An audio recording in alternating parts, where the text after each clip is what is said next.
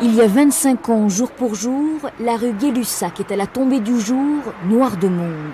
Des dizaines de milliers d'étudiants, de lycéens se sont donné rendez-vous sur les pavés. Ils réclament la libération de leurs camarades et la réouverture de la Sorbonne. Quelques jours plus tôt, de nombreux étudiants ont été arrêtés suite aux violentes manifestations. Ce soir-là, pas question de céder. Cohn-Bendit, par le truchement des radios qui sont présentes, dont Europe 1 dialogue avec le recteur Roche qui lui est dans sa Sorbonne, aucune négociation n'aboutit. Et Cohn-Bendit dit avec un porte-voix en bas du boulevard Saint-Michel, à la foule, eh bien, puisque c'est comme ça, on reste ici. Il y avait des gens qui chantaient, c'était une sorte de fête et c'est à ce moment-là qu'on a vu apparaître les premières barricades. On a vu des gens qui déterraient des pavés, puis de nous-mêmes, comme ça, sans trop savoir, on empilait des pierres. Pour la première fois depuis très longtemps, on avait le sentiment que notre vie nous appartenait. On avait vraiment l'impression d'être... Enfin, j'étais heureux. J'ai vu mes rêves se flécher. J'ai vu la révolte trôner. Moi-même, je n'étais pas pressé de faire de grosses opérations de police et de dégagement en raison du nombre très élevé de jeunes manifestants.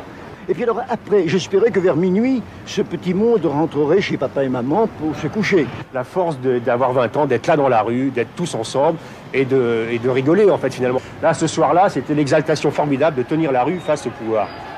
Un pouvoir qui ne cédera pas aux revendications des manifestants. À 2 h du matin, les forces de police reçoivent l'ordre de dégager le quartier latin.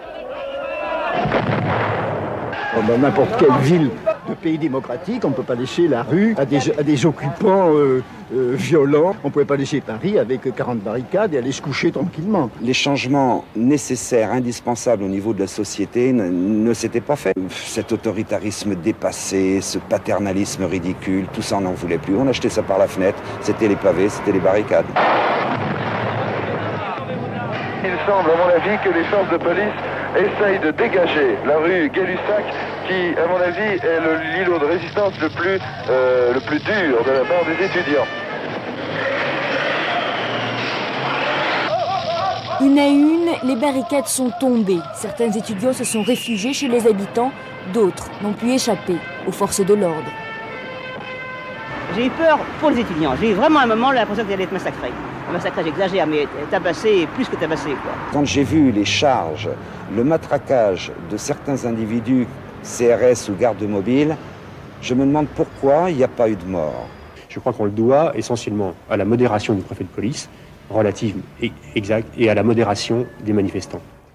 Modération, car personne n'a voulu donner la mort. Malgré les pavés ou les grenades offensives, aucune arme à feu n'a été utilisée. Au petit matin, la rue Gay-Lussac est un véritable champ de ruines. Les pompiers évacuent les blessés, en tout près de 400, des policiers comme des étudiants.